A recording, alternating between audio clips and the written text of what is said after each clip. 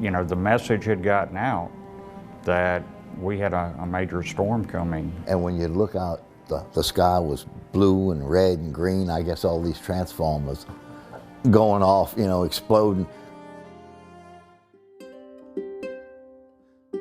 50 years ago, it was the summer of 1969, and a lot was happening in the United States. Man had just walked on the moon, the Gulf Coast was filled with sailboats and beachgoers enjoying the final days of summer, and Woodstock was in full swing in New York. But hundreds of miles to the south, a monster was being born. A monster whose name would never be forgotten. Hurricane Camille. Hurricane Camille. Camille. Hurricane Camille, the name that many other hurricanes would be compared to for decades. On August 14th, the National Hurricane Center gave the infamous storm its name as it intensified in the Caribbean. By August 16th, the storm was in the Gulf of Mexico and strengthening fast.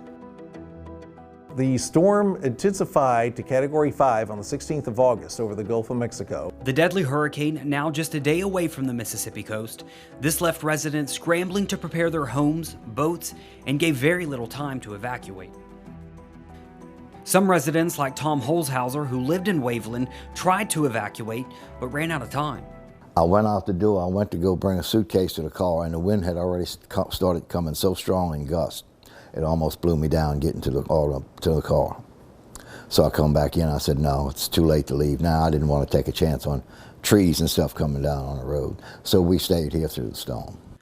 Holzhauser has lived on the coast since he was a young boy and has rode out numerous hurricanes since the 1940s. The first hurricane I remember, I was 7 years old, you know, and they didn't even name them back then, you know, 1947. And that was a bad hurricane. But none compared to the winds and surge of Hurricane Camille, the storm temporarily weakening after reaching Category 5 strength in the Gulf of Mexico, then quickly re-intensifying as it made a beeline for South Mississippi. By Sunday afternoon, August 17th, things were going downhill for South Mississippi. Then by late Sunday night, Camille unleashed Category 5 winds around 175 miles per hour as it made landfall near Waveland.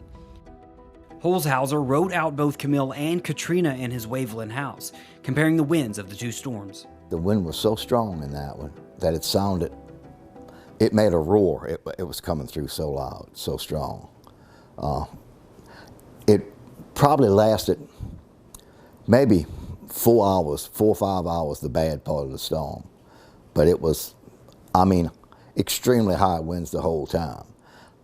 Through all of Katrina, I never heard one gust that loud. Holzhauser describing the scene around him as Camille's ferocious winds snapped power poles and trees.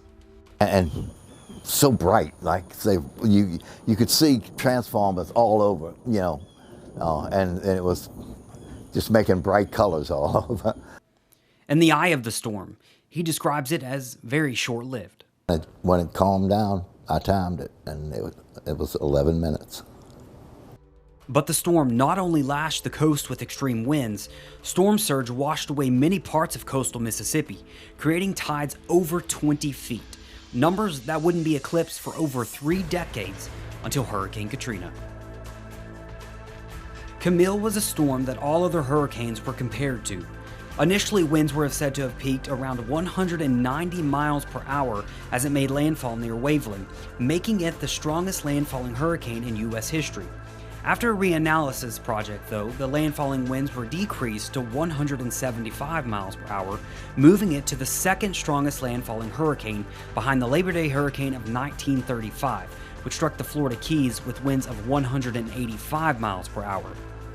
Regardless of strength, though, Camille was a deadly storm that killed 172 Mississippians and changed the course of hurricane forecasting.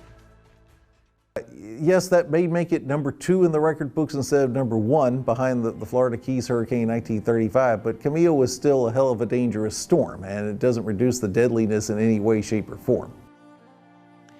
And as for Mr. Tom Holzhauser, who has survived 2 of the worst hurricanes in U.S. history, he says should there be another Camille or Katrina, he'll probably ride it out in the same home he's lived in since the 1960s. Peyton Malone, News 25.